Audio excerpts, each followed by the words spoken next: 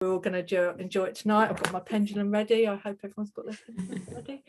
So, okay, so let me introduce Gabrielle. So she's the founder and director of Kurana Centre and Kurana Foundation in Sussex.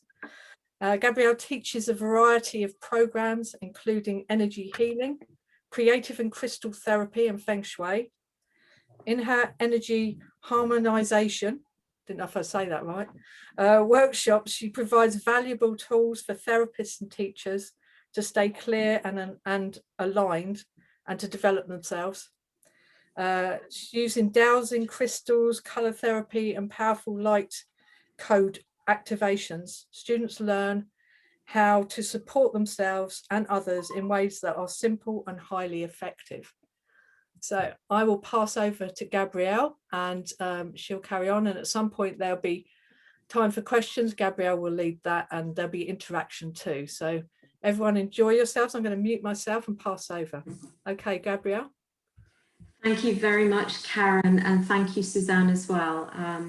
I'm delighted to be here with you lovely ladies. I've been a participant of this group a few times, and I know you've had some very interesting speakers. So I hope what I share with you this evening will be informative, interesting. I'd like to make it a little bit experiential as well, so you actually get to have a bit of a play with the energy.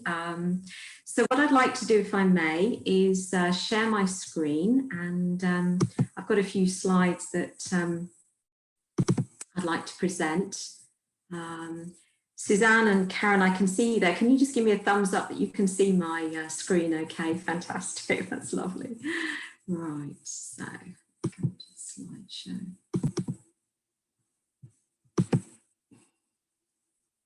Okay. So yes, I've called this the Magic of Dowsing. I'd like to give you a little introduction to my own journey with dowsing and just how magical that has been. It really has been an incredible journey the last few years that I've been going on. I'm sure many of you have already got pendulums, and I'm sure many of you have been using them in your healing work. I know a number of you are therapists and interested in complementary therapies. So what I'm sharing may not be new to you, but the idea of using your pendulum for healing might be something that's quite different. It might not be something you've actually considered before. So yes, I run the Kurana Centre in Ardingly. I've had this beautiful space for the last 9 years. I operate as a teacher. I have been a therapist, but I find now with my program of workshops, I don't get quite so much time really to be able to do one-to-one therapies, and I tend to sort of focus on group work. And I also run the Kurana Foundation, which is a not-for-profit organisation designed to support families have access to holistic support, primarily to support children and young people, but also their parents, carers and teachers as well. So what I'd like to cover in these slides and in this kind of presentation, a little bit of a background about me, a brief background to dowsing, and really a bit about the history of it as well, how it became a really powerful tool for me, and why I completely fell in love with vibrational medicine.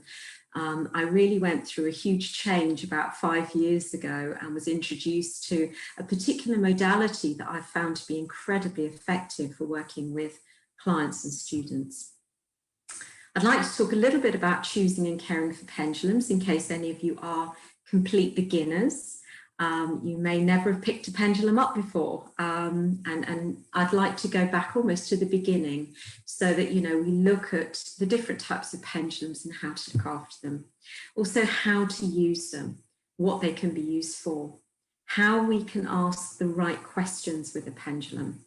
Because as we know, pendulums generally respond to very direct questions where there's a simple yes/no answer. But they can also very effectively take measurements as well, and that's what I use in my own healing modality. Looking at the right connections, the right answers for yourself, how to connect with those answers. We're going to look at how to use your pendulum to connect with the energy of your home as well. how to activate a light code that actually increases the light quotient for your home. So I trained in feng shui a number of years ago. I've always had an interest in it and decided to make it a little bit more formal. So I actually trained with someone a few years ago. And that's why I wanted to bring that in as a possible tool you could try to use, is looking at how we can increase the amount of light coming into your home.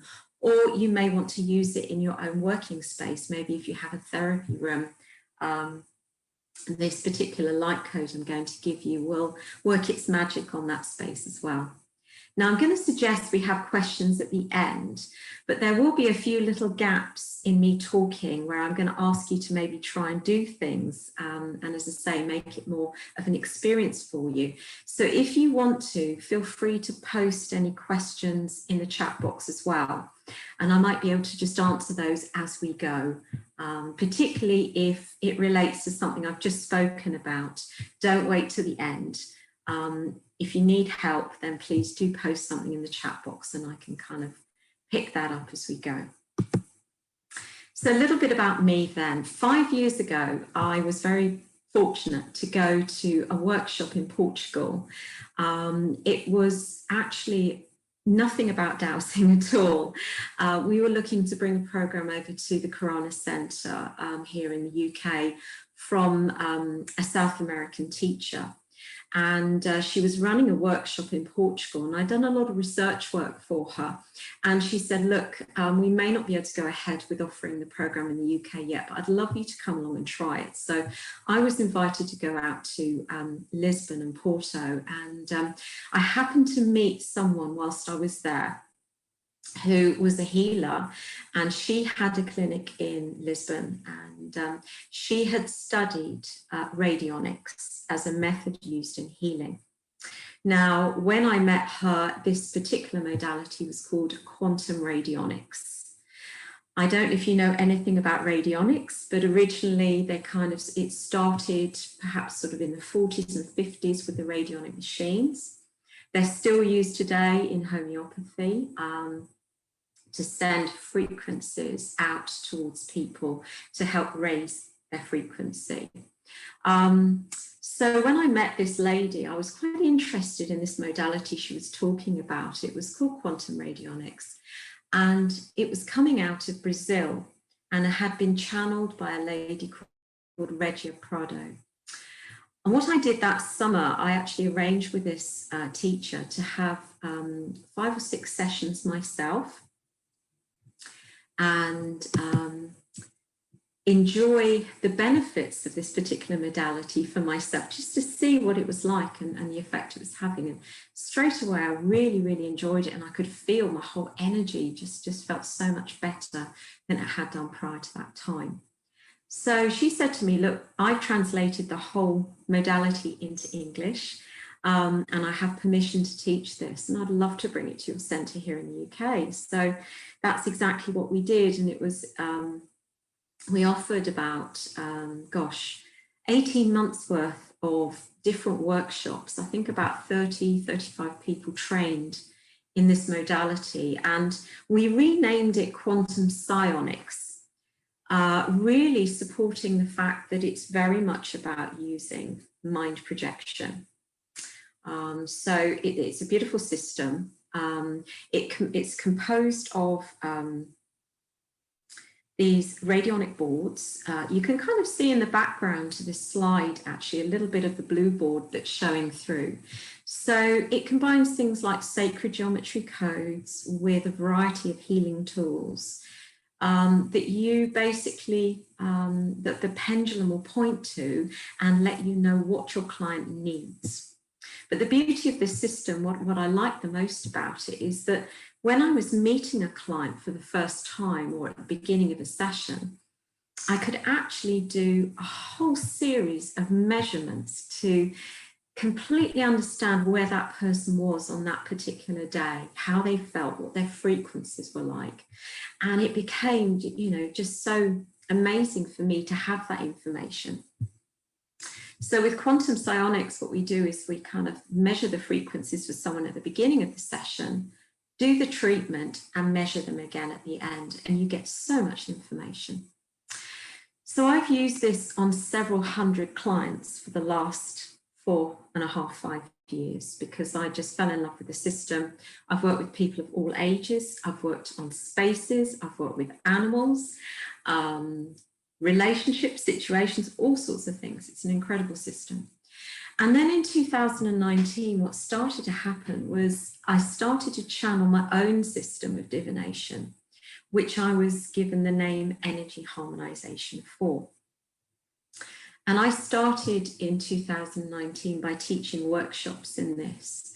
And I felt what I was being given was more aligned to helping people really stay within what I would call the fifth dimensional reality, helping them to raise their vibration and begin to use this as a tool. The energy harmonization system was being used as a tool to really help them with the process of ascension and managing their frequency so they stay more in that fifth dimension without the need to drop down into the third or fourth dimension. It has some incredibly effective tools within it, including some light code activations that help us identify and release attachments. Now, this has been the biggest thing for me and for all the people I've taught, because often, we don't realize when we've taken on the energy of something that might not be that well suited to where we are.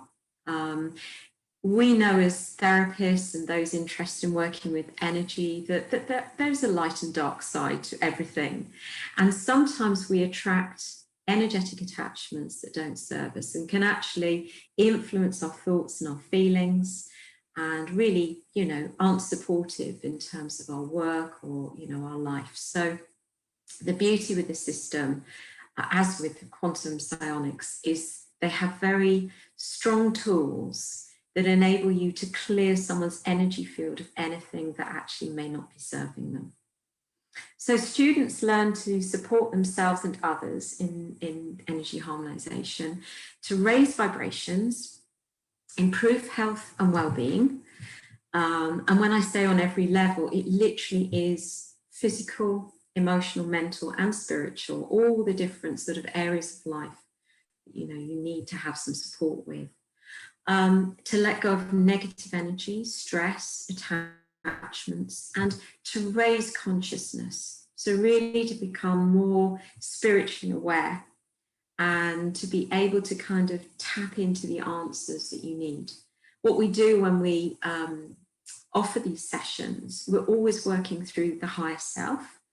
I connect to my higher self and I connect to the higher self of the person I'm working with.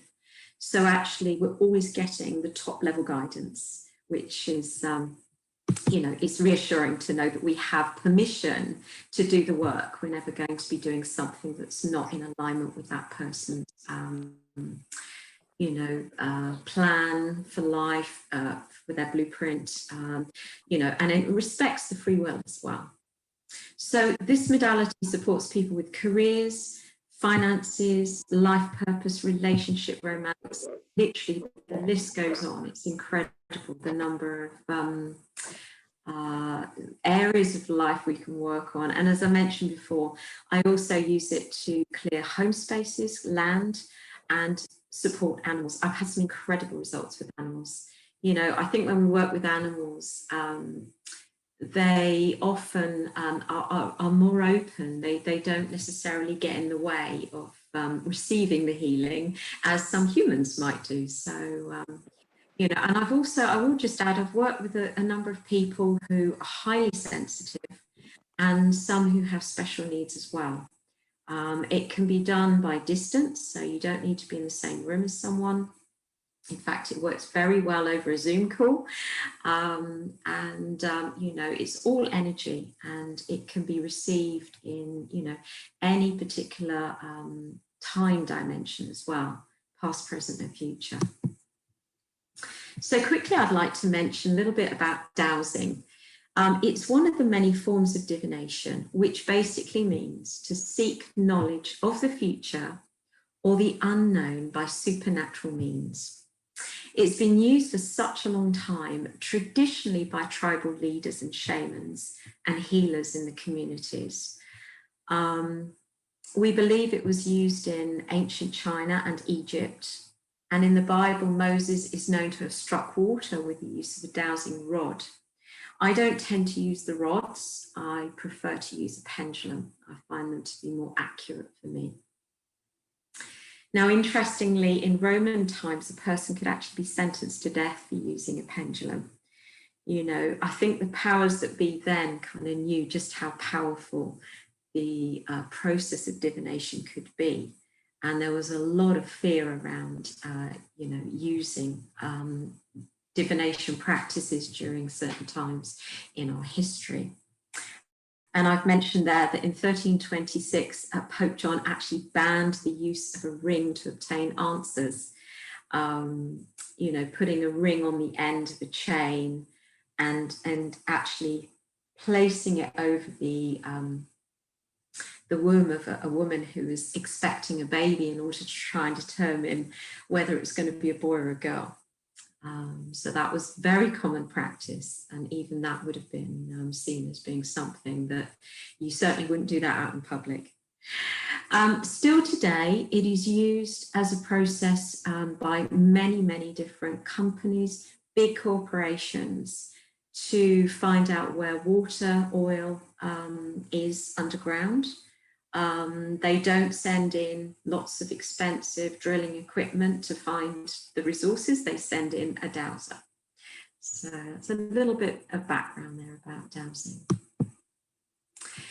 So as I'm sure you know, there are many different types of pendulums, and the ones you probably are most commonly seeing are crystal ones. I personally love to work with a wooden pendulum. And the reason for that is they generally are lighter, easier to spin when you actually come to send a healing code, but also they're less programmable than crystal ones. I would say all pendulums will take on programs, but the crystal ones are going to be the strongest. They're going to take on the energy of, you know, the person who's been handling it. In fact, I had a student come in at the weekend and he brought 3 pendulums in and he said they're moving in different directions. And I said, well, that shouldn't be so. I have a strong feeling you need to test to see if your pendulum has taken on the energy of someone else, and it had. So we cleared it and it then started to work in a way that was more familiar with the answers he would get. So each pendulum was actually spinning the same way for a yes and the same, you know, a different way for a no, and it was consistent. So you can also get metal pendulums as well. Again, I find those quite heavy to use. One thing I would suggest if you're doing any kind of healing work with a pendulum where you're going to be moving it and spinning it, try not to go for the ones with the leather thong, because actually they can wear out quite quickly. Try and make sure it's got a sturdy chain on it and it's very central in the middle of the pendulum. It's amazing the number of times I see a pendulum and it's kind of slightly wonky to begin, and that's not going to give you such accurate results. So each pendulum basically is working with the power of intention, with your mind control, with your thoughts and your intentions. And so it's very important to keep its energy very clear. I personally like to cleanse mine using sound. I use little Tibetan bells or a singing bowl or tuning forks. That is my preferred way of using, you know, cleansing tools. We have Philip Hermit come and work at the centre here. He sometimes runs crystal healing courses for us, and it's certainly his preferred method rather than using water or, you know, smoke, you know, the incense smudging, that kind of thing.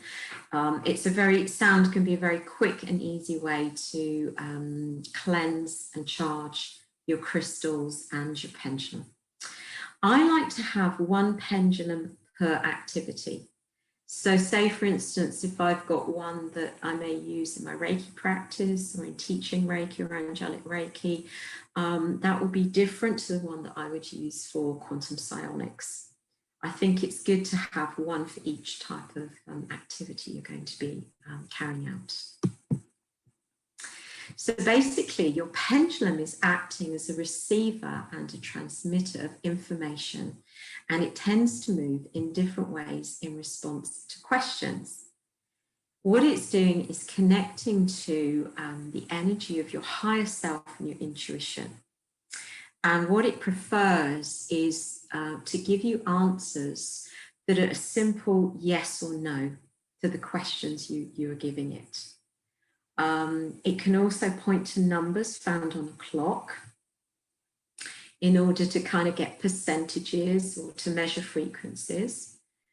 And personally, I think it's a great way to get answers that really bypass, if you've got a very busy mind.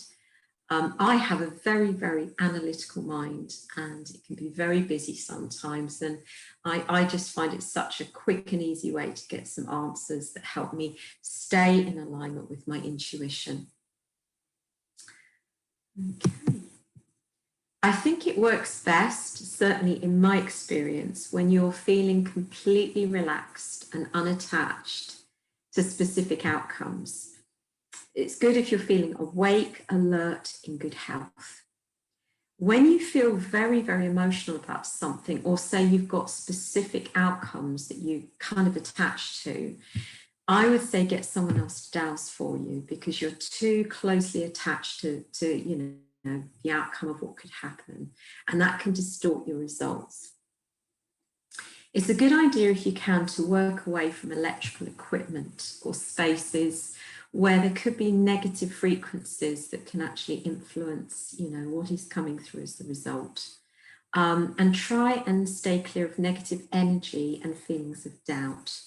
Confidence really does help. And I'm going to talk a little bit about what happens when you can't get clear answers. And I'm sure there'll be at least one or two people listening to this who find that actually the pendulum is not giving a clear yes or no answer, and sometimes it just wobbles.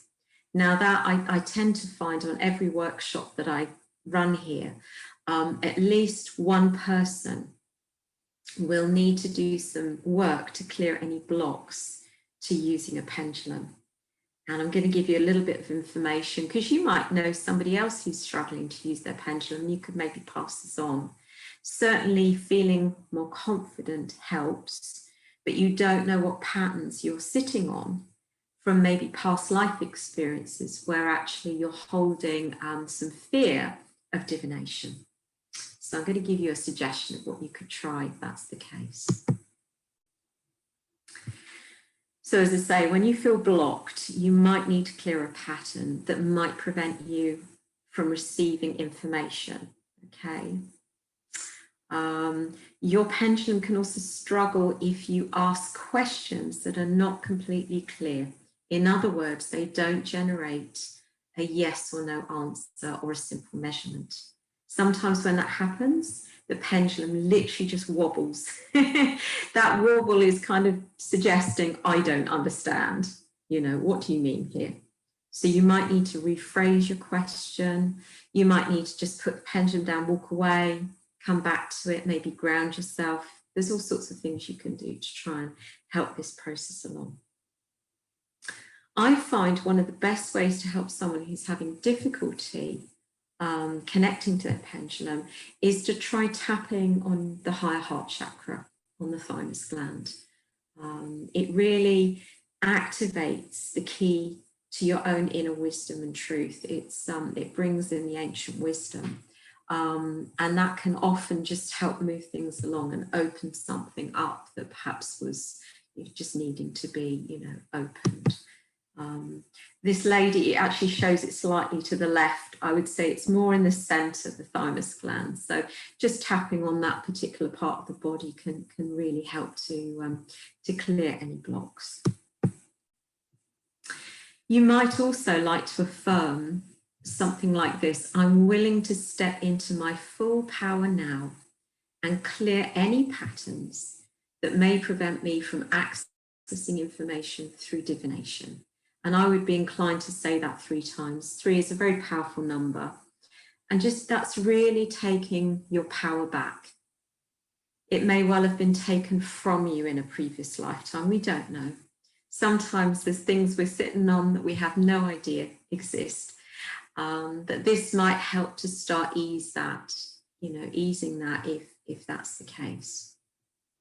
By the way, I'm very happy that Suzanne and Karen share the slides after this. So don't feel that you need to sort of keep up with writing notes at this stage, because if you'd like to see the slides, you'll get a reminder of some of these suggestions. So what would be great now, I think, if we can do this, is let's give it a go. I'm just going to bring that screen back up. That's it. Okay. So I hope most of you have got a pendulum. If you haven't, you can try using a necklace with a ring on the bottom, just to see if we can get it to move in and give us a yes and a no answer. And I'd just like to talk you through it. I'm sure many of you have used pendulums before and will know exactly what to do to tune into your pendulum. But for those of you that haven't, then I would just suggest just taking your palm flat. I'll try and be in the screen so you can see me. Holding your pendulum so that the tip of the pendulum is about 2 inches above your palm. And I would feel inclined to hold your pendulum in your dominant hand. For most of you, I'm sure that's your right hand, but if it is your left hand, then obviously make sure you're holding the pendulum in that dominant hand. Okay, now it's not wrong to just give it a little bit of a sort of spin to get going, okay? Just give it a gentle push so it begins to sort of flow with the energy. And what I'd like you to say is, show me a yes answer. Just get that first and see what your pendulum does. Sometimes it will spin in a circular fashion. Other times it will spin forwards and backwards. It really depends on, the way your energy works as to what kind of motion it shows. And once you feel confident that you've got your pendulum giving you a very clear yes answer, then you can ask it to show you a no. And hopefully you're going to get something quite different. I'll give you a moment just to do that.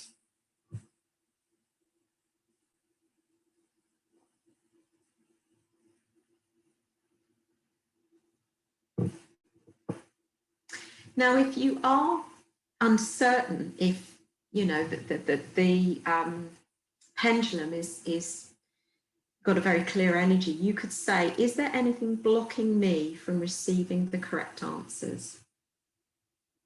I learned with a lady many years ago some dowsing techniques, and she said to me, do you know, it's always a good idea to ask this question to see if there's anything influencing your pendulum every time you use it. And the reason I say that is that a crystal pendulum especially will pick up the energy of other people. And I know many of my students here, they go home and they find their children will often go and pick their pendulum up and start playing with it.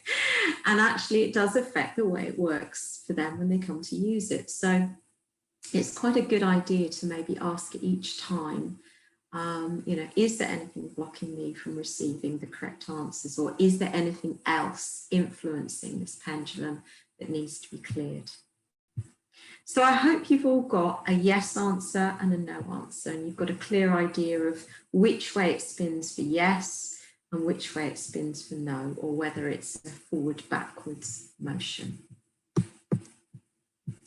What I'd like to do now is just do a simple 5-minute relaxation with you, because we're going to just pull the energy up even more, really, just to get ourselves prepared for working with the pendulum, to go beyond the yes/no answers and actually start to use it to activate healing codes of energy. So if you'd just like to relax in your space for a moment, The best thing we can really do to begin is just ground ourselves and imagine as we're placing our feet on the ground, on the floor beneath our feet. I'd like you to imagine now just growing some beautiful roots down into the earth now, down into the space beneath your feet. And these strong, solid roots are going to push their way into the earth. I'd like you to imagine that deep within the earth, you've buried a beautiful piece of crystal. And these roots are very naturally going to wrap themselves around this piece of crystal so that you feel really strong and anchored and safe and fully in the present moment. And your very special crystal is now going to send up from the earth through your roots a beautiful golden light. And that is going to begin to travel up through your roots and your feet, up through your legs and into the main part of your body. And as that golden light comes into your root chakra at the base of your spine, it begins to energize and strengthen each of those 7 main energy centers that you have within your body. So the root chakra, coming up to the sacrum, coming up to the solar plexus, your heart, coming up into your throat, your third eye and your crown. And that golden light is going to travel through your body and up to the top of your head. And as it reaches the top of your head, it gently cascades like a beautiful golden fountain of light around your body. You feel it coming up out of your head and forming this wonderful fountain of light. And that is cleansing and purifying your whole energy body in preparation for some of the additional exercises we're going to complete here this evening. As you breathe and relax, you may like to just place one hand on your heart chakra now and begin to feel the energy pulsating there. Spend a moment or two really connecting in with your heart space, feeling a sense of safety and inner strength and protection. You have this wonderful connection to this part of you that really holds all the answers, and that is what we are activating, this heart connection. So as you breathe and relax, I'd like you now to imagine that you are breathing in and out through that heart chakra. Take deeper, slower, longer breaths now. And you can affirm to yourself, it is safe for me to see. It is safe for me to know the answers that I'm seeking. It is safe for me to connect fully with my heart and all that I need to know at this time.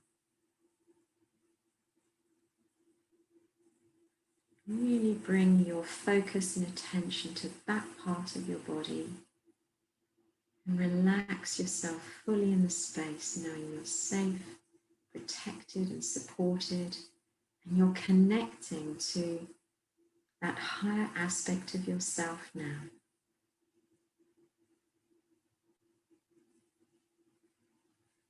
Wonderful.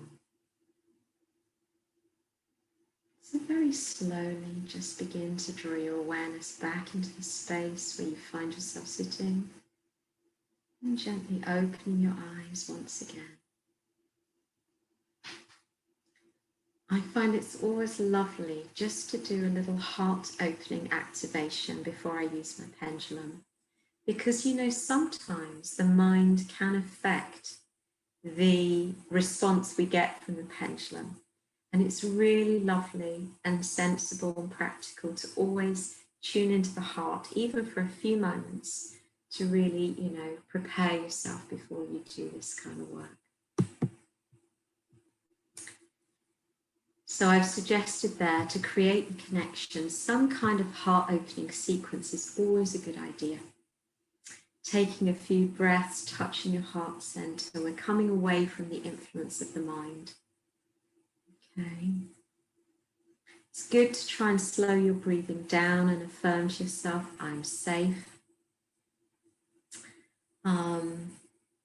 You could say, I feel unconditional love and gratitude for myself, for everyone, for everything.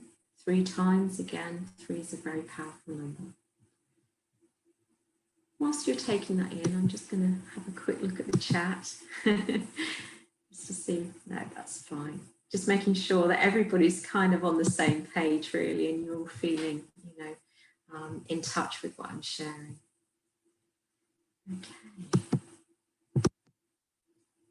So now I'd like us to think about asking some simple questions that require a simple yes or no answer, okay? So you could give it the option, you could say, is my name, and then say your name, that's really your name, and then try saying, is my name, and then use the name perhaps of your partner or your best friend that's different to your name. And just be sure that your pendulum is working with a yes and no in the way you would like it to. It's giving you the right answers. You could also ask it about your age. Am I 21 years old? Give it the right answer and then maybe give it an answer that's not correct, just to see again that it's giving you the right answers.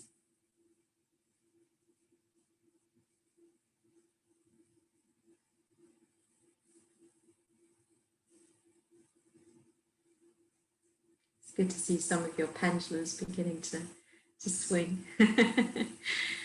You could ask, am I feeling relaxed? Hopefully after that very short experience, you're feeling more relaxed than maybe you were a little bit earlier. So maybe, am I feeling relaxed?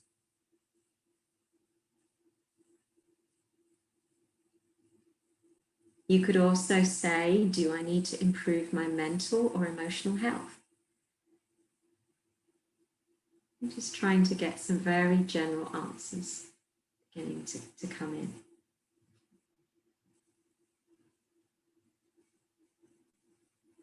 And I would say it's definitely helpful to practice as often as you can when you're feeling the most relaxed, because practice really does start to energize this process.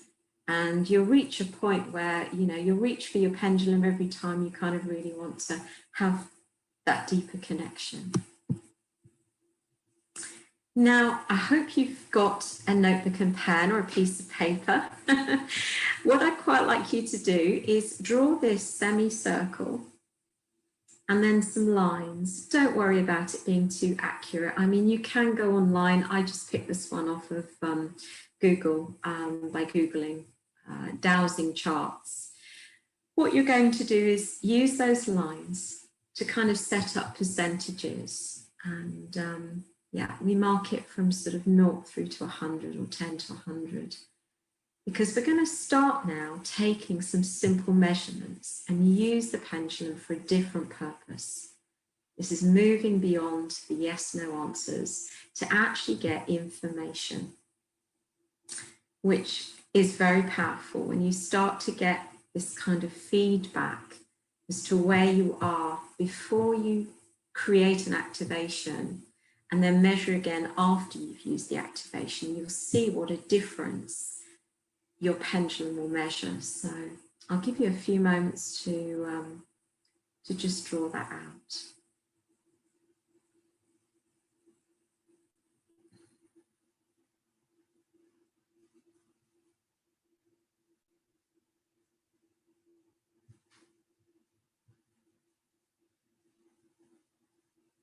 Sometimes when I'm in a hurry and if I'm kind of caught on the hop and I haven't got my equipment with me, just always got my pendulum, I literally just, you know, do a really quick semicircle and do 0, 25, 50, 75, 100, you know, just to give myself a rough idea of the percentages that may be possible in a reading.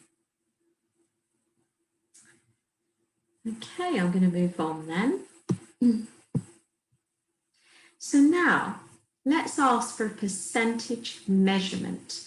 Now what I suggest you do is you start by hanging your pendulum over that tiny middle point on that bottom line halfway, so that it's got equal distance to go to any of those numbers that you've written down on your piece of paper. Hang your pendulum there. And once again, if you need to just gently give it a little bit of a push to get it swinging, this time you're going to ask it to direct you towards the number, okay? And it's going to kind of swing backwards and forwards. It's not going to go round because you're not asking it a yes or no.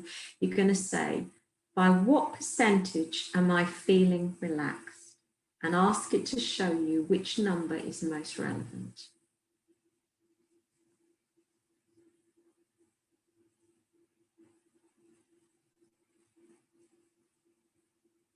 And once you've done that, you can continue with the questions. By what percentage is my current mental health? So it's looking for the frequency of where you're measuring right now in terms of your mental health. You can also ask about your emotional health. And then you could specifically ask about your level of happiness. Now, when I take students onto the courses, we have some very detailed forms that we fill out for ourselves, and then when we're working for other people, it's the same. So we're really getting a figure on where the person is before the treatment. Okay, it's a great way to begin a treatment because the pendulum very rarely lies.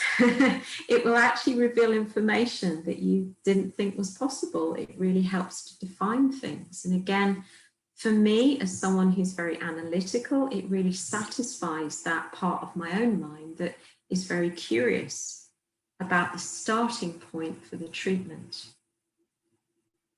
So hopefully you're starting to get some numbers now. You're starting to understand where you're sitting at the moment in terms of this potential of 0 to 100, where you're feeling relaxed, how your mental health is feeling, how your emotional health is feeling, and how happy you feel.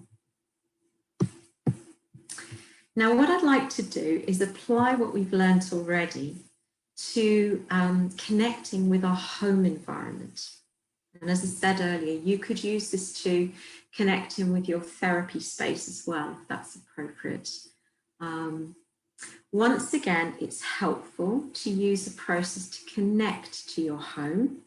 So we're kind of deepening that connection. And what I suggest you do is maybe take a small piece of paper from your notebook and write your home address down on that piece of paper. And that then gives the universe, the energy, a clear identity, a clear address, a clear point on the map where it's going to actually send the energy to or take the measurement from. And this is what we generally do when we're working with the boards. We have these boards and we usually put either the person's name that we're working with, or we get them to connect in some other way, or if we're working on a space or a piece of land, it's good to have the address, including the postcode, because the universe knows exactly where to send the energy then and what you're looking to connect with.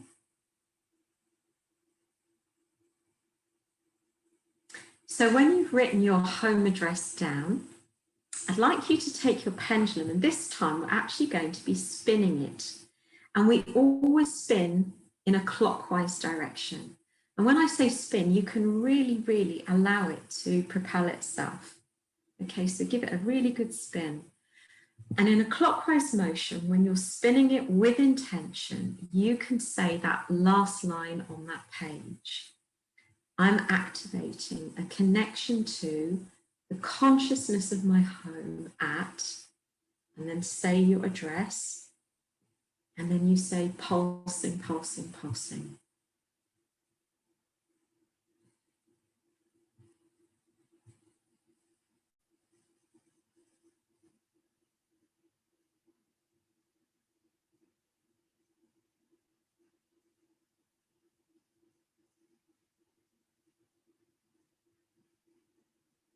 Fabulous. I'm sure many of you realize that the words I am are very powerful, and anything that kind of follows I am is very, very powerful. You are making it happen through the power of your intention. Pulsing, pulsing, pulsing again is a nice thing to say at the end of, this is a command. You're saying to the universe, I wish to connect with the energy of my home. Now, everything has a consciousness, including your home. And it may surprise you the information that you can actually get from your home by connecting with it and dowsing to find some of the answers. So that's what we're going to start to look at now. So we could ask, and these are yes/no answers, is my home feeling happy? What I suggest you do, you could either hang your pendulum over your palm like you did earlier, or you could hang it over your piece of paper with the address on. And just say, is my home feeling happy? And just see if you get a yes or a no.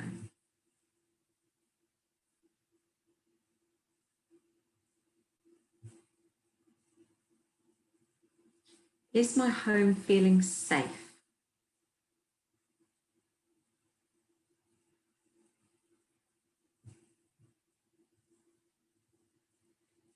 Does my home require a space clearing to be carried out?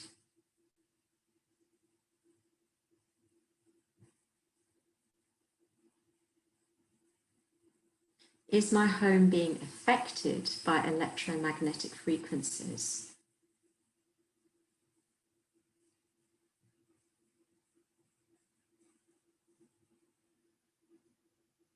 You could go further and ask, am I being affected by electromagnetic frequencies? Because obviously that is a particular challenge for many people when we have so many electrical devices, so much Wi-Fi, radiation in our home environment. It's obviously going to affect all sorts of things, and particularly our stress levels and our health, the way we sleep, the function of the immune system. Such a variety of things are affected by EMFs. So you could also ask, does my home need further energetic protection? I think this is really important if you're a therapist working from home.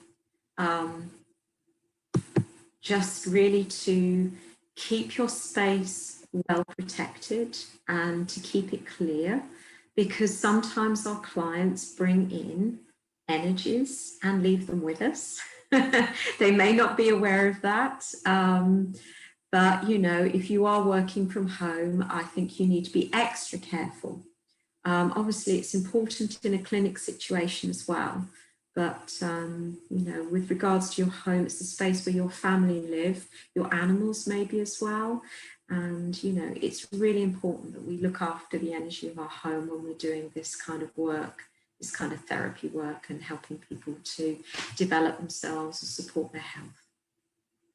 So hopefully you've got some good answers there now to give you an idea of what's going on in your home environment. Now let's go back to that little semicircular table and ask for percentage measurements. And you can say, by what percentage is my home feeling radiant?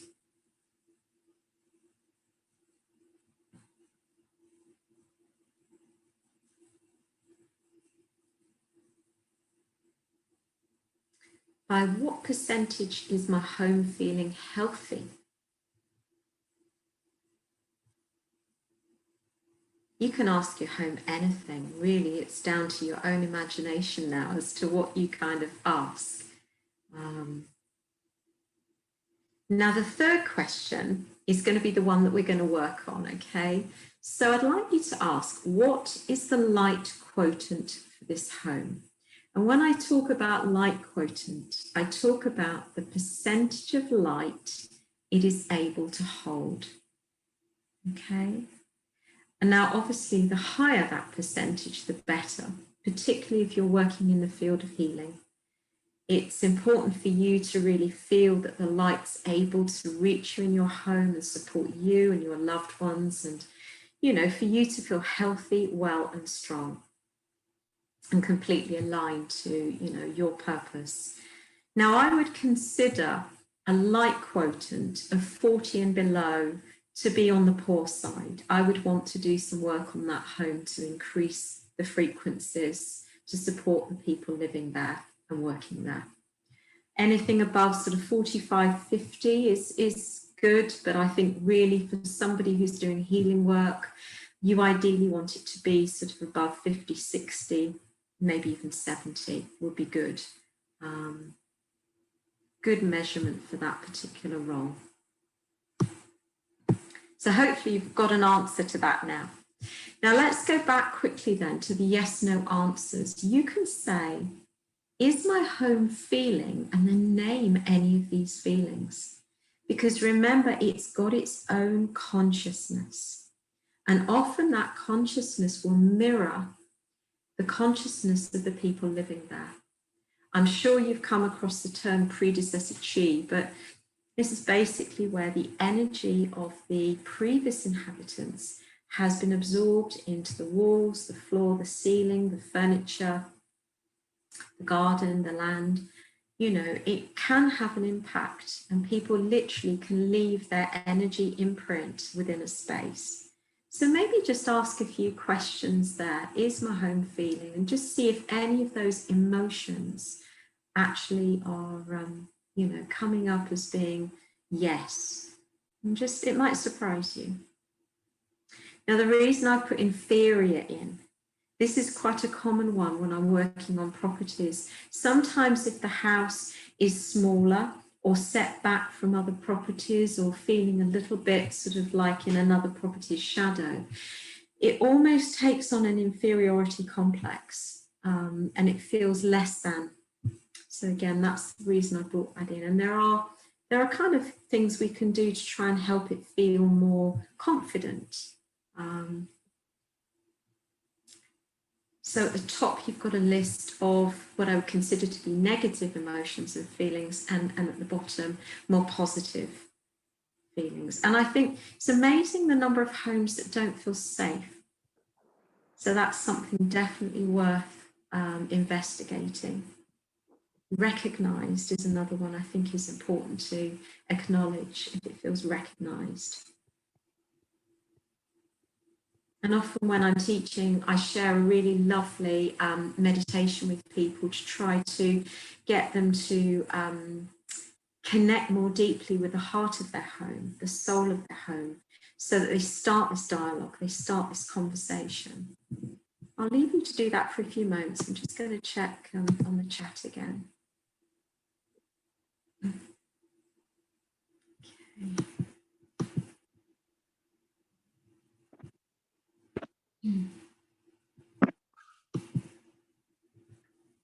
So now what we're going to do is use the power of intention while spinning your pendulum to activate a light code to increase the light quotient for your home.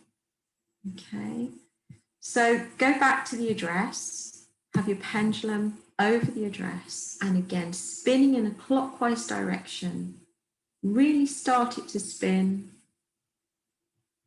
And you can say, I'm activating the violet flame to cleanse and purify the energy in this home, and then say the address.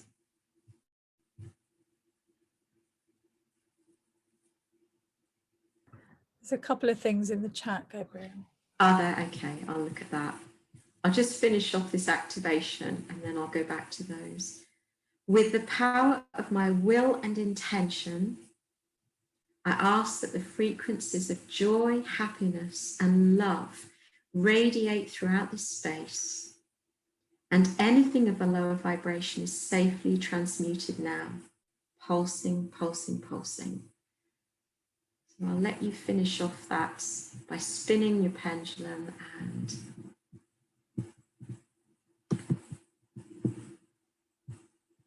activating that light code.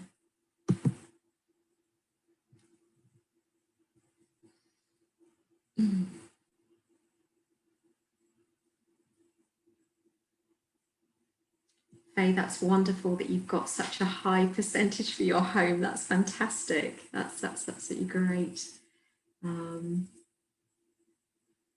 That's interesting that you got a different answer for whether you will be happy here.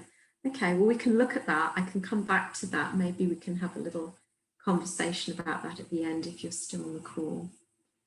I think in terms of your pendulum changing direction, Julie, I would be a bit concerned about that. You might need to go back a couple of steps and just check to see that what you're asking is correct. Usually you consistently get one direction for a yes, one for a no. And then when you come to actually, you know, ask for measurements, it should just literally swing backwards and forwards, reaching towards the number. I'm happy to kind of answer those questions in more detail at the end. Now, I'd love you to remeasure the light quotient for your home to see if it's improved after using that activation.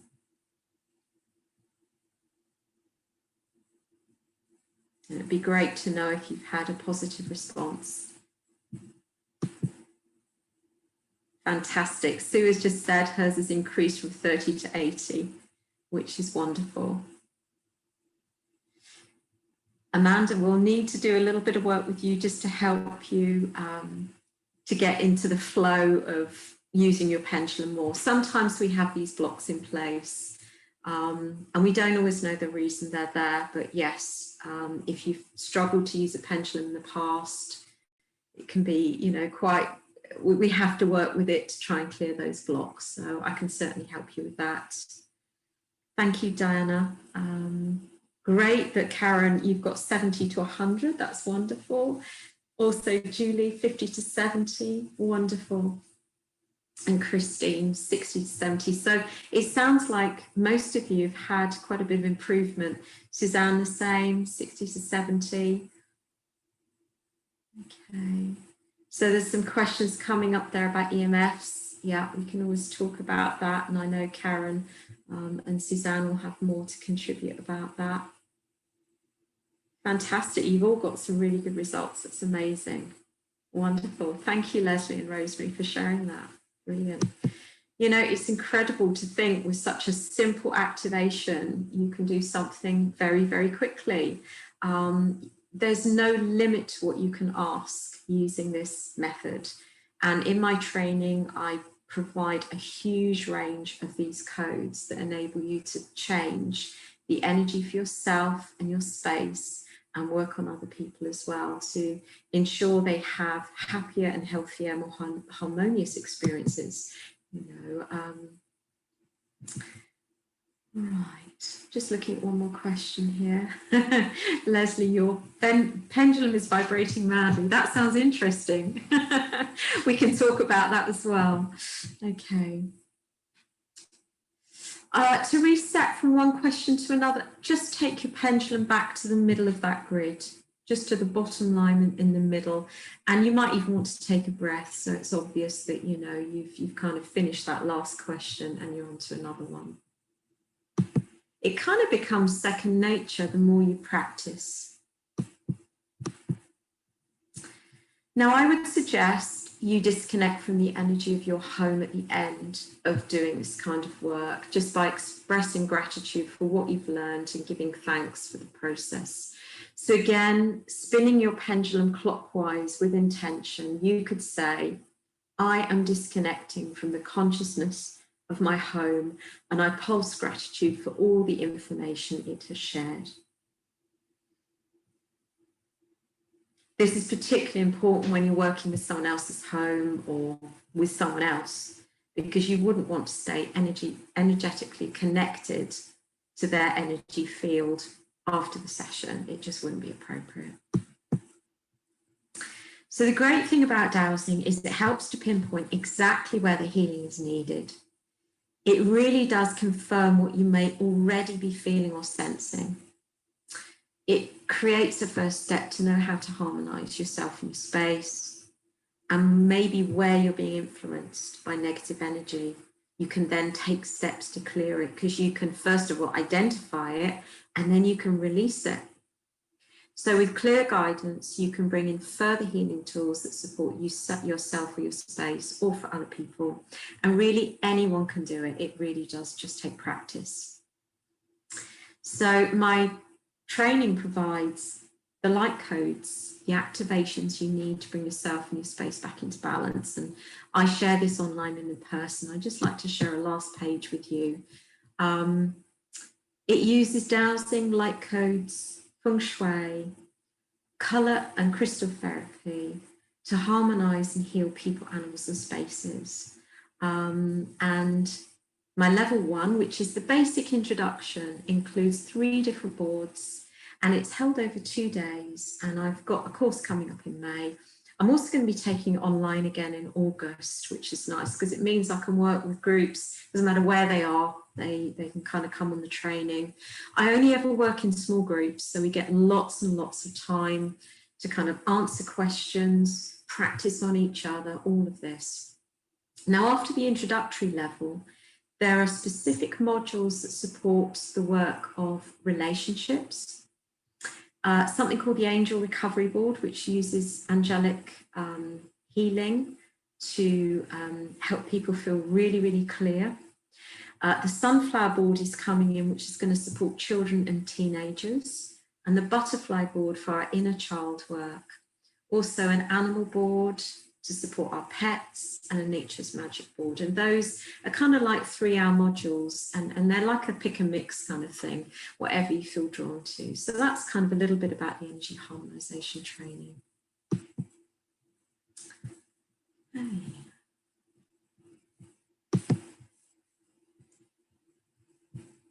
So I'd be delighted to take any questions that you may have. I hope you found it useful and informative. It might have given you some ideas of other ways you could use, you know, your pendulum. Yeah, if there's anything anyone would like to share, please go ahead. Thank you, Gabrielle. That was brilliant. Suzanne, you had your hand up. I did already.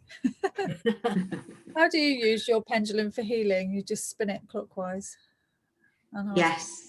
Yeah. Yes. And this is why it's helpful to have a wooden pendulum, because it's very light. And I like to have a pendulum. When I was taught to have one that's very pointed as well, because the energy will literally come through you and go through your pendulum, and that point is going to make it such a focal point to send the energy. And I do find that my hands often get quite warm. I find the energy comes out of the palm chakras. Less so now than when I first started, but you know, I used to find that, gosh, it used to just heat up and it would vibrate. It's a wooden one for healing.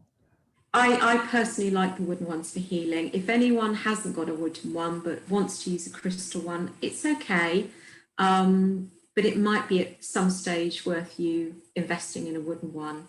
I was actually very fortunate to have somebody make some for the centre. He was using reclaimed wood. Often if you can find a local sort of wood turner, they will often make one for you out of a really nice piece of wood that maybe you found or they found, you know, so it's kind of like recycling a piece of wood. Wood. Why wood? Wood, because it's light. You can spin it very fast. Okay. Yeah, it's strong. You can also get a really sharp point in the shape. Yeah, yeah, but I would definitely have a chain as opposed to a leather thong, because they wear out very quickly when you're spinning them. Okay. Thank you. It's interesting you said that your palms get really hot. As soon as we started that, my palms were boiling. Absolutely boiling. So much they're sort of like aching in the middle. Really, really hot. And I'm pleased to say, Suzanne, as well, the EMFs were perfect here. Yes, thank you. And mine didn't even move. I was trying to make it move. It didn't move at all. I was quite pleased. So that's efficacy for our nature's frequencies. Good. Good. Brilliant. We've got EMF shields and earthing cards for those that don't know. There's quite a few of us here that have got that. There's quite a few of us here. I do a lot of work with geopathic stress. A number of years ago, I went to live in a house that was incredibly affected by geopathic stress, and I became very, very ill. my whole immune system was hugely compromised. So I know the extreme effects that high levels of geopathic stress can have on people and animals as well. And yeah, the beauty of this system is it really neutralizes geopathic stress very quickly as well. So a lot of people, it can help identify where the lines are, but also help to neutralize it. You know. Can that change out of interest? So if you have don't have geopathic stress, and then can it suddenly have geopathic stress? Yeah, often if there's building work going on, even if your next door neighbour's just having a patio laid, anytime the earth is affected in terms of a digger's being used to kind of get the next layer. Okay. Obviously at the moment we know they're putting up quite a lot of masts around as well, because that obviously integrates with EMFs too. Yeah. But yes, it can move geopathic stress, and it worse, you know, when the weather's unpleasant, you know, maybe storms or heavy rain. It's stronger at night than it is in the day. Yeah, thunderstorms is probably the worst time. Full moon, it tends to be, you know, the geopathic stress is stronger. Yeah. The thing is, for geopathic stress, we can never absolutely clear it. We can only kind of neutralize it, because often it will come back. Okay. And I was in a situation where the house I was living in had been built on these lines, and I was sleeping on them, I was working on them, constantly affected by these lines crossing. And yeah, I just had such terrible brain fog, had serious flu, and you know, I'm not somebody that generally becomes unwell, but and incredible levels of stress. I've never experienced anything like it. My dog was very unwell too, and it, unfortunately, you know, it didn't matter how much I was working on the geopathic stress, I couldn't clear it. I had to leave. Oh, okay. Got to that point. It's good that you recognise that's what it was. Yeah. A lot of people wouldn't recognise that at all, would they? So. There have been a few occasions where I've had to sort of advise clients they've needed to move. That's the only option, sadly. But fortunately, that's quite rare. Yeah. Okay. Anyone else got any questions for Gabrielle? Yeah, Caroline had a question. Do you want to come off mute, or do you want me to ask it? You come off mute, Caroline. There you go, I've done it. Oh, so just about EMFs, Suzanne's been working with me quite a bit on putting some shields around the house and on me, but I still got that EMF. There was something, so I asked the question because I just looked out the window here and saw quite a lot of BT lines that I've never noticed before. I wondered whether something like that would interfere with it, or is it just the earth? Do you other ladies want to answer that question? I mean, my answer would be that EMFs come from so many different sources. Yeah. Of it is obviously quite invisible, just like geopathic stress. We wouldn't necessarily see, you know, the cause of them. Geopathic stress comes really from very deep water lines in the earth primarily, so that's quite different to EMFs. But I think when the two interact together, you know, it can cause quite an unhealthy environment. But yeah, I would have thought EMFs definitely would be affected by overhead cables in the local area. Yeah.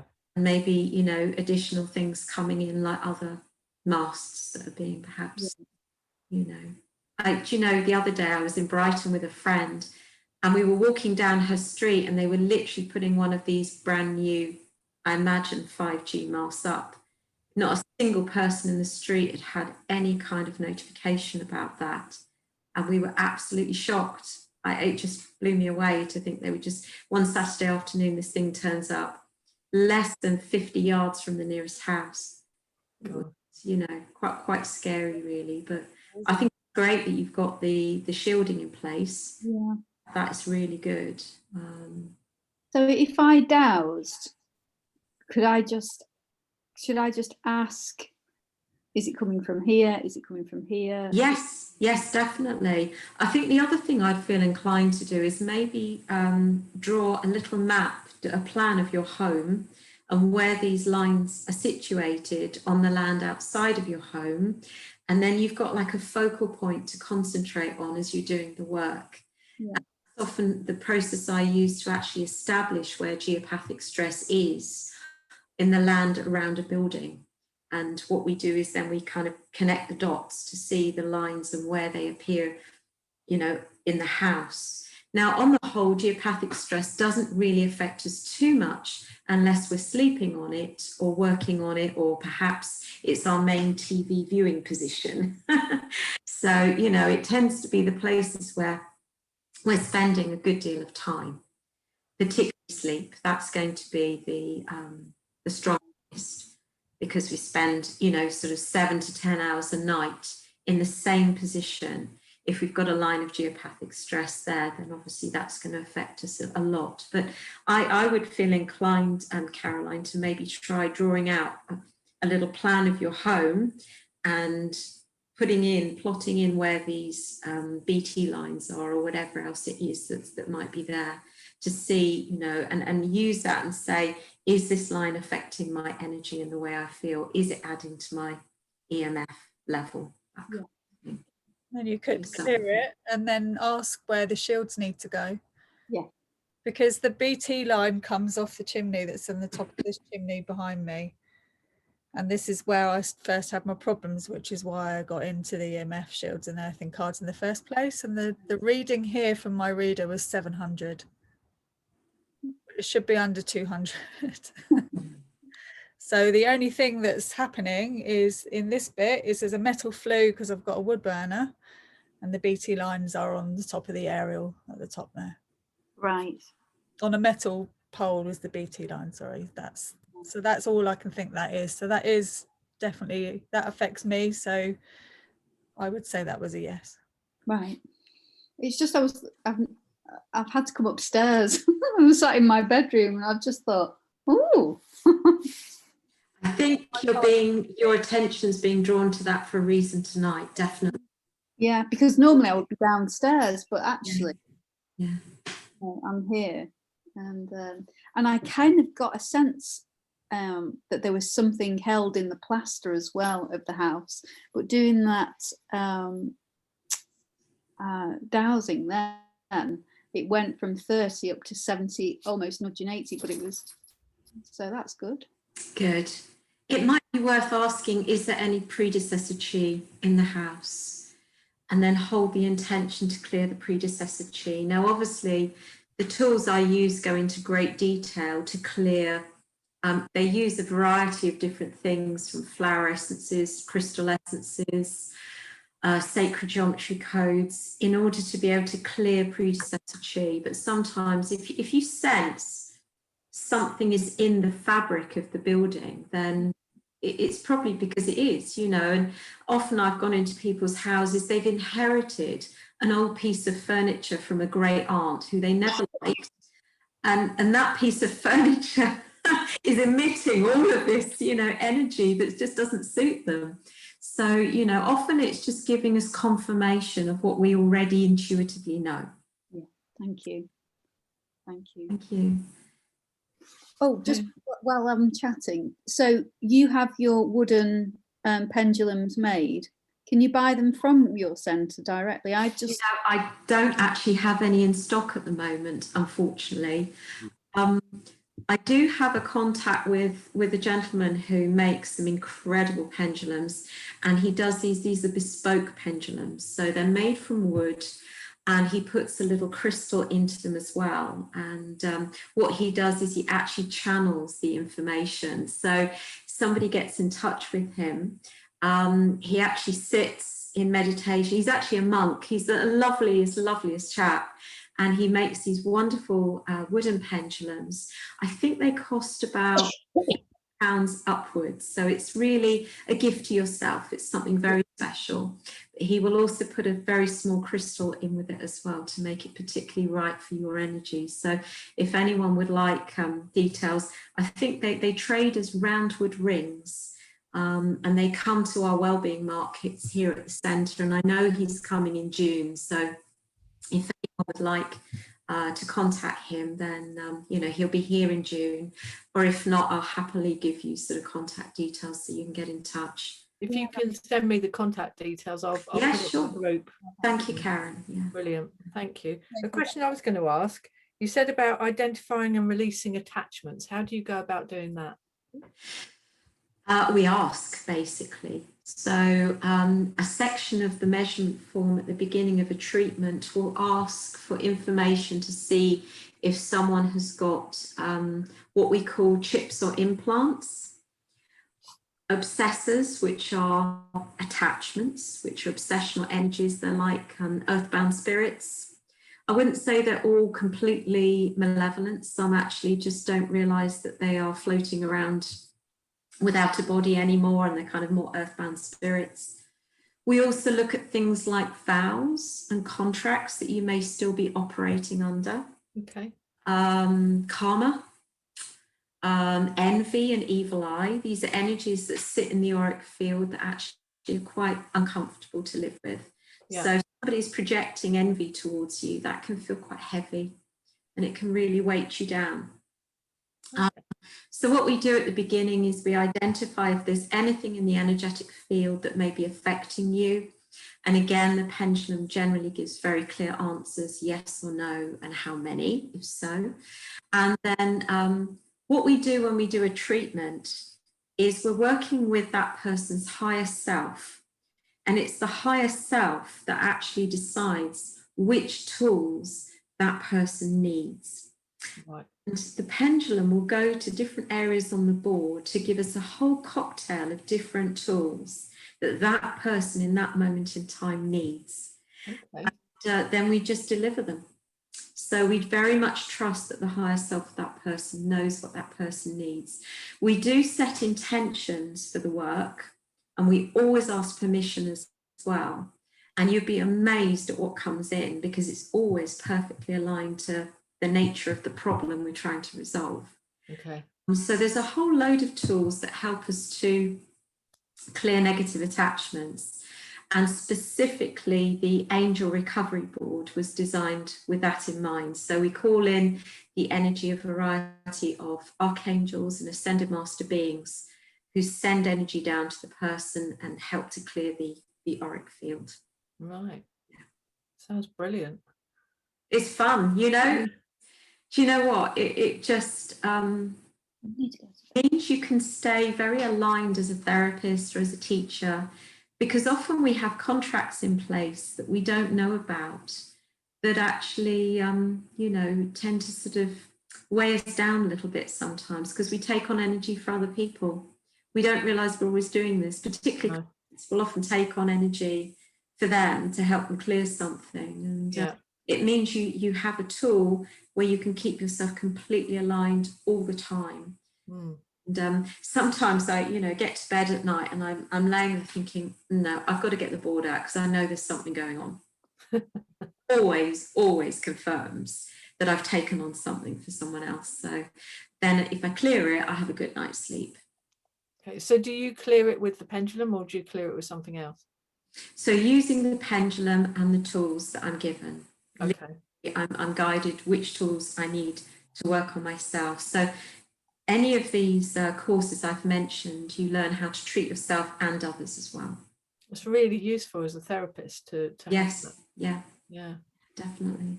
Brilliant. Okay. Anyone else got any questions for Gabrielle? Julie's asked, where are you based? It's Ardingly in Sussex, so near Hayward Heath. Okay, so not too far. Not too far. I'm about an hour from, I know, Karen and Suzanne are in Guildford, so it's Totally easy. under an hour from there. And that she'd love to do the online course, she's saying as well. So Fabulous. I guess so. With the Leslie's asking about animals. in the chat. Yes, okay. Is there anything specifically about animals? How would you the same way? How would you work with animals? I mean, would it be like if your animal is ill, trying to find out what's wrong with your animal, or if they're skitsy? Is that how you would ask?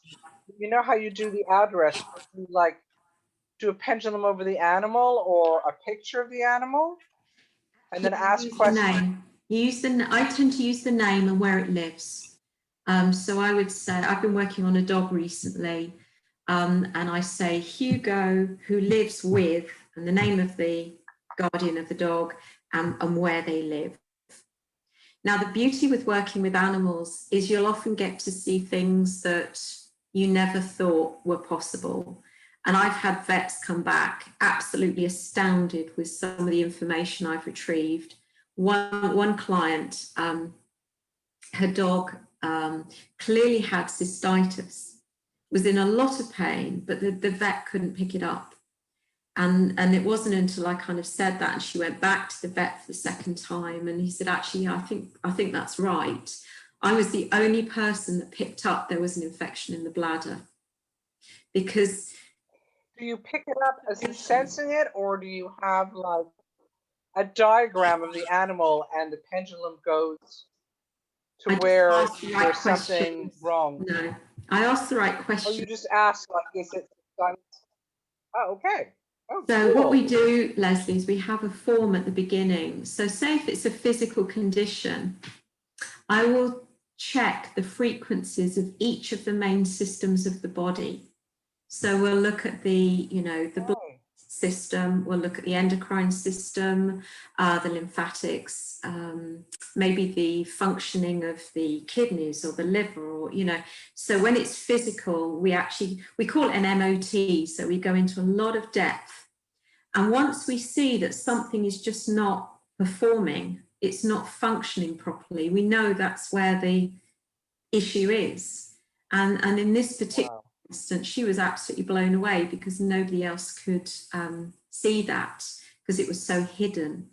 I've also worked with animals. One dog had a nasty ulcerated eye, and the vet couldn't believe how quickly it healed. And he said, really, that eye probably was going to be removed. But actually, they managed to save the eye because they were able to do the treatment. And obviously the healing worked. And I think with when I've worked with horses, horses are very, very sensitive in so many ways. And often, when I'm working with them, it can be an emotional thing I'm working on or a memory that they need to clear. And what actually happens when I connect to their highest level being, they almost seem to communicate with me and give me information. So they'll kind of share with me the memory that they're holding on to that was so sad, that has caused the trauma. So it kind of combines very well with animal communication because you're working on a much higher level and you get information you don't expect, which is really lovely. And often the animal kind of suddenly feels really heard, like you can hold space for them. I'm working with a dog at the moment, and he's quite elderly, and he often comes across to talk to me and ask me for healing.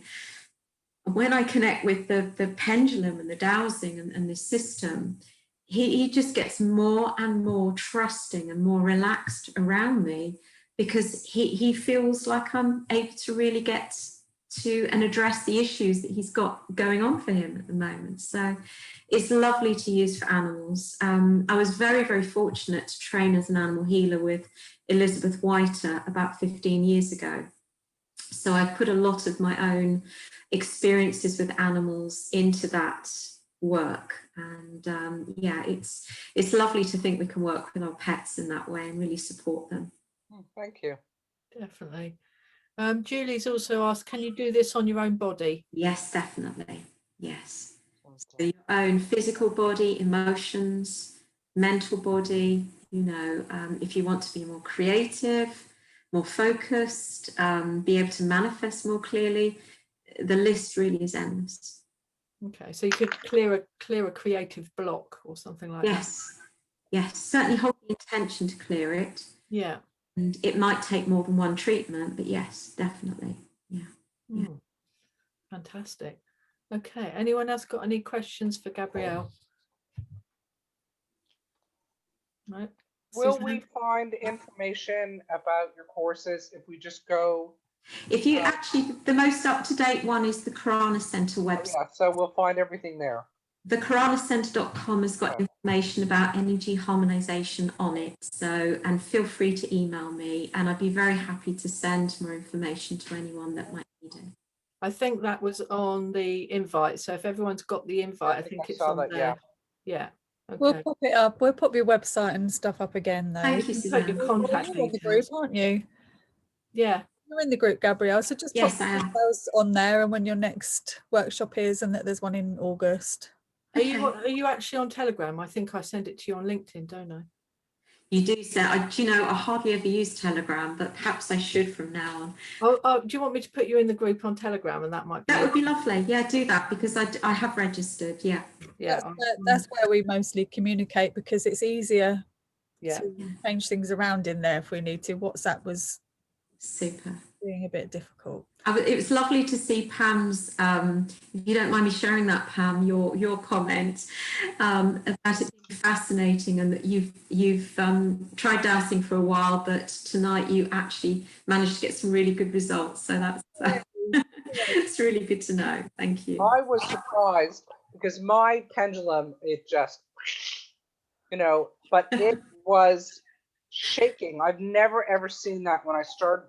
The second time when I went to see about the state of my house, I have never seen my pendulum literally vibrate over the page. That I don't know what that's about, but I've never ever seen that before. Mine was vibrating too. Wonderful. Why? I've never ever. Is that kind of normal, or what's going on with it? It can, and at the moment the energies are very, very strong. Yeah, what's beautiful about pendulum dowsing, it makes the invisible visible. You can see it clearly what's happening, and there's no guesswork. You're tuning into the quantum field that exists around everyone and everything, and getting your answers from that. And it's incredible how effective it can be. It really is. For anyone. I haven't used it enough, and I haven't used it properly, so I'm very happy to get this introduction. Thank you very much for this. You're very welcome. Thank you. Can I just ask a little bit about protection, because I have seen people abuse the pendulum and end up, one lady in particular was clearing all her own stuff while she was in the space, and she took it too far, and she ended up actually having to be sectioned for a while. It's quite extreme, but it was off the back of a one-day workshop, and then the lady that ran it wasn't able to help her.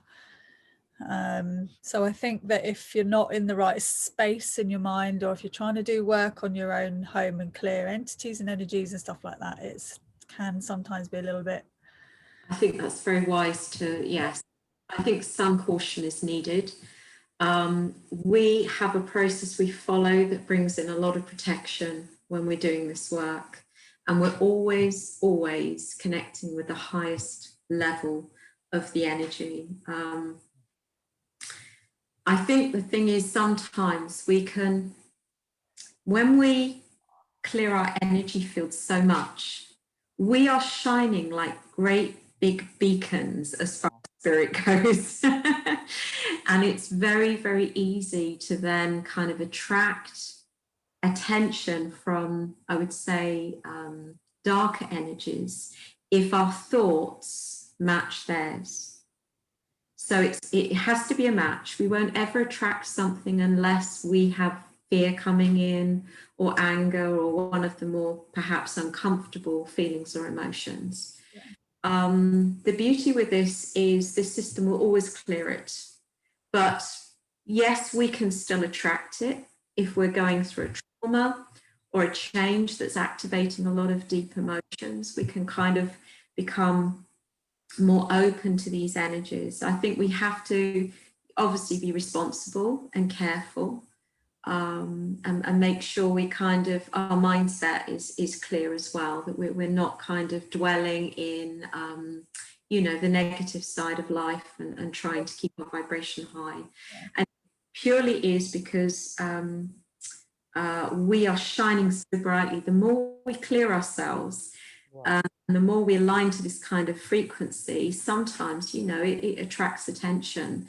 So we do have a responsibility to look after ourselves. And I think the one thing that's important is not engaging in things like, you know, recreational drugs, too much alcohol, mind-altering substances. I think we need to be very careful then when we're doing this kind of work to just, you know, look after ourselves properly. I had a lady a number of years ago, I didn't realise quite how much medication she was on. She came for treatments and it opened her up. And because her mindset hadn't changed and actually she was quite traumatised, she started to attract more. So she actually went through a healing crisis. But I think this is why we have to be careful with this, because it is very powerful, as you say. So I just thought it was worth mentioning, you Yeah. know, either already know what you're doing or go on a course with you, not just off the back of, you know, our talk tonight, just going and dousing That's everything. it. And also, because I've done such a wide variety of different things over the years, I've learned so much. I've always said to all of my students, if there's anything you can't handle, come to me and I will sort it for you. You know, you've got backup, you know, and I think that's so important because you're right. Sometimes we don't know what we're unlocking. Yeah. The important thing is to hold no fear over it. Yeah. Because actually at the end of the day, it can't really hurt you unless you give it permission. Yeah. I mean, I've learned over the years and I've got other tools that I can use now, but that was many years ago, and just kind of witnessing that, and then the help wasn't there. It was just like, okay, so I'm trying to clear this without the right kind of tools to do that. I now have different people in place. It's good to know you as well, if it's something I can't deal with. Yeah, definitely. I'd be very happy if anyone, you know, felt that they needed that extra support. Yeah, Faye's good at clearing too. Do you want to say, Faye? Yeah, I was just going to say with this, be a little bit wary with pendulums if you don't know what you're doing, because I've known people as well, they become obsessed with trying to get the answer and it completely affects the will and the intention of it. And yeah, Gabrielle made a really good point. You for me personally, like they just work, but I don't use them a lot because I already intuitively know. And to me, it's just kind of a, yes, this is correct, you were right on that. It comes from you and your connection. The pendulum's just another kind of tool for that. And they're great, but just be really careful, because if it isn't something that you can do, I've always found them to be the easiest to manipulate, just with things sort of coming in at times. So just be really careful if, you're not in a good place, or you're just, you can see it with people are like, oh God, why isn't mine spinning? It's spinning great. And it gets really exciting, and it's more about the process than actually the energy. You kind of become a bit sort of detached from it sometimes. Does that make sense? I feel like sometimes I like prattle on a bit and don't always get to the point. Just to reassure people though, from off the back of that, Faye is a soul rescuer, so she does attract anyway. Oh yeah. Whereas a lot of you won't be doing that, of course. So Faye's had to spend her whole life being careful around energies, because she does, they come to her to be cleared anyway. So it's a hazard for you, isn't it, Faye? You've learnt the hard way. Oh yeah, and it's totally fine. Like, it is about confidence, and it's about just being in a good place. And when you are, it's great. But if you're not sure, it can be quite terrifying sometimes for people to have these experiences that they don't always see. Of course, definitely with Gabrielle or with somebody who knows definitely what they're doing if you haven't done it before. I just thought that, is that all right to have added that, Gabrielle? I just thought. Absolutely. You know, I think you know, when you said about confidence, I've been led into some quite deep learning experiences. My own team have given me those experiences in order for me to move beyond fear. And, you know, it is about having the confidence, and that old saying of a little knowledge can be a bad thing kind of applies to this really. And I'd just like to give you one example of a lady I worked with very early on. And my intuition told me to allow somebody to come in who we could work together to clear her energy field, because she had some very, very dark attachments. So I wasn't allowed to work with her with the QP until such time some of the clearing had been done. But she was in her 60s. When she was a child, she had dabbled a great deal with Ouija boards and all sorts of, things that actually caused her to have some very complicated attachments with her. And for her, it was quite a traumatic experience for these energies to leave, actually, because it's what she'd always known, But I've always been told when I can and can't work on someone, and most of the time now I'm always given permission. And the beauty with working with someone's higher self is it's always coming from the place of love, and it's always coming from that higher level, really. So I always feel very safe and protected now, which is lovely. But I do think it's worth bearing in mind that, we if we're not in a good place, especially, it's important to work on that first before we attract more attention, because otherwise we might attract other energies in. So it's a really good point to make. Yeah. Cool. Yeah, thank you. That's fascinating, Gabrielle. I've loved it. It's been You're very welcome. Thank you. brilliant. Yeah, it's brilliant. Everybody here has got lots and lots out of this. So do remember to get yourself onto Telegram. I will. And if anyone's got any questions that they prefer not to share in the group call, but just want to sort of address to me personally, pop me an email across or message me on Telegram. That's absolutely fine. Yeah, if you give us all your contact details, we can put them all on the group. I'll pop you on the group as well. So actually send me I've got your telephone number. Yes. Yeah. So I'll if that's okay, I can put that in there along with your email address, and I'll put the website in again. So anyone who wants to contact you can. Okay. And thank you very, very much. It's been absolutely fascinating. Thank you. Well, it's been lovely to connect with you all. Really enjoyed it myself. Thank you. Thank you very much. It's brilliant. Thanks, Karen, for hosting this. Welcome. Well, me and Suzanne. And Suzanne, thank you. Thank you. Thank you for having me. You're welcome. It's a pleasure, and I'll be in contact soon. Please do send over your details on LinkedIn or email, whichever, and Okay, we'll cool. put them in there. Lovely. Fantastic. We'll Thank be you back very much. with can't remember. Sorry?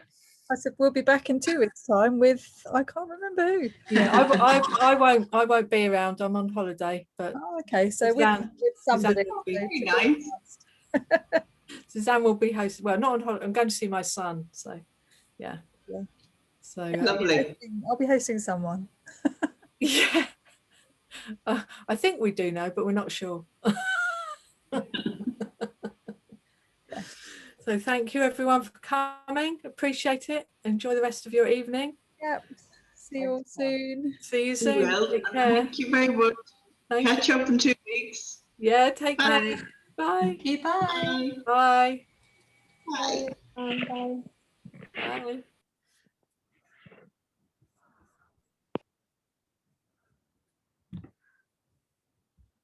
Oh, there you go. Stop the recording.